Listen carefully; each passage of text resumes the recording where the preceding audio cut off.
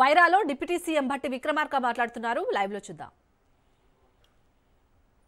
ఈ శాసనసభ నియోజకవర్గంలో ఉన్నటువంటి గిరిజన రైతుల కోసం పెద్ద ఎత్తున వాళ్ళ కరెంటు లేక సాగు చేసుకోలేక ఇబ్బంది పడతా ఉంటే రామదాస్ గారు నా దృష్టికి తీసుకొని వస్తే వారికి ఒకటే మాట చెప్పారు. మన ప్రాంత రైతాంగం పంటలు పండించుకొని సుభిక్షంగా ఉండాలి, ఇటువంటి ఇబ్బందులు కలగకుండా అడ్డంకులు కలిగించకుండా నేను అధికారులు తెచ్చి చెప్తాను, మీరు వెంటనే తక్షణం వెళ్లి వాళ్ళందరికీ బోర్లు వేయించండి.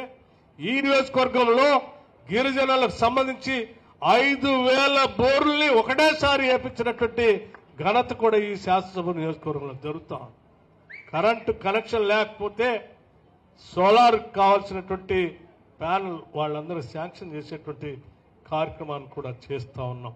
ఈ శాసనసభ నియోజకవర్గంలో ఏ అవసరం వచ్చినా, ఏ అభివృద్ధి కార్యక్రమం కావాలన్నా, చివరికి వైరా మున్సిపాలిటీలో ఉన్నటువంటి అండర్ గ్రౌండ్ డ్రైనేజ్ కోసం కానీ, వైరా పట్టణంలో ఉన్నటువంటి రోడ్ సైడ్ ఉన్నటువంటి షాపింగ్ కాంప్లెక్స్ సంబంధించి కూడా మీ శాసనసభ్యులు నా దృష్టికి తీసుకొచ్చారు.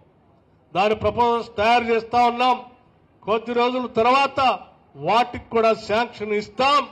మళ్ళీ తిరిగి వచ్చి వైరాలో అండర్ గ్రౌండ్ డ్రైనేజ్ కోసం భూమి పూజ చేసే కార్యక్రమం కూడా చేస్తాం. ఫౌండేషన్ స్టోన్ వేస్తామని కూడా మీ అందరికీ మనవి చేస్తా ఉన్నాం. అట్లాగే ఈరోజు పెద్ద ఎత్తున ఈ శాసనసభ నియోజకవర్గంలో మనం శాంక్షన్ చేయించుకున్నటువంటి నిధులు చూస్తే కేవలం ఈ ఒక్కరోజే దాదాపు 400 కోట్ల రూపాయలకి ఈరోజు ఈ శాసనసభ నియోజకవర్గ అభివృద్ధి కోసం ఇవాళ శిలాఫలకాలు వేసుకున్నాం. ఇవన్నీ శాంక్షన్ చేశాం. 400 కోట్ల రూపాయలు ఒకటే రోజు వైరా శాసనసభ నియోజకవర్గంలో గతంలో ఎప్పుడు జరగలేదు. ఈరోజు మీ ప్రీతమ నాయకుడి శాసనసభ్యుడి ఆధ్వర్యంలో ఈరోజు రాష్ట్ర ప్రభుత్వం కదిలి వచ్చి ఒక స్కూల్కి 200 కోట్ల రూపాయలు, పిఆర్ రోడ్లకి ఒక 77 కోట్ల రూపాయలు, R&B రోడ్డుకి ఒక 70 కోట్ల రూపాయలు, NPDCLకి ఒక 20-25 కోట్ల రూపాయలు, మున్సిపల్ వర్క్స్కి 15 కోట్ల రూపాయలు లెక్క, ఇంకా అన్నీ కలిపి దాదాపు 400 కోట్ల రూపాయలకు పైబడి ఈరోజు భూమి పూజ కార్యక్రమం చేసుకున్నాం. వీటితో ఆగుతుంది అభివృద్ధి అంటే కాదు. ఈ ఆరంభం నిరంతరం కొనసాగుతూనే ఉంటుంది. ఈ శాసనసభ నియోజకవర్గంలోని మీ అందరికీ మనవి చేస్తూ చివరిగా నేను ఒక మాట చెప్పదలుచుకున్నాను. ఈ రాష్ట్ర ప్రభుత్వం ప్రతి పైసా పోగేస్తుంది. వేసిన ప్రతి పైసా ప్రజా సంక్షేమం కోసమే పనిచేస్తుంది.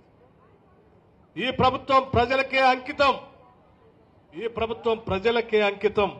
దోపిడీదారులకి, దళారులకి ఈ ప్రభుత్వం దగ్గరకు కూడా రానేదు. ఈడ పోగేసిన ప్రతి పైసా ఈ రాష్ట్ర ముఖ్యమంత్రి రేవంత్ రెడ్డి గారు, ఉప ముఖ్యమంత్రిగా నేను, మా కేబినెట్ సహచరులు, యావత్ శాసనసభ్యులు అందరం కలిసి తీసుకున్న నిర్ణయం ఈ రాష్ట్రం అభివృద్ధి చెందాలి. 2047 కల్లా ఈ రాష్ట్రం $3 ట్రిలియన్ ఎకానమీతో ప్రపంచంతో పోటీపడే స్థాయిలో ఈ రాష్ట్రాన్ని ముందుకు తీసుకొని పోవాలి.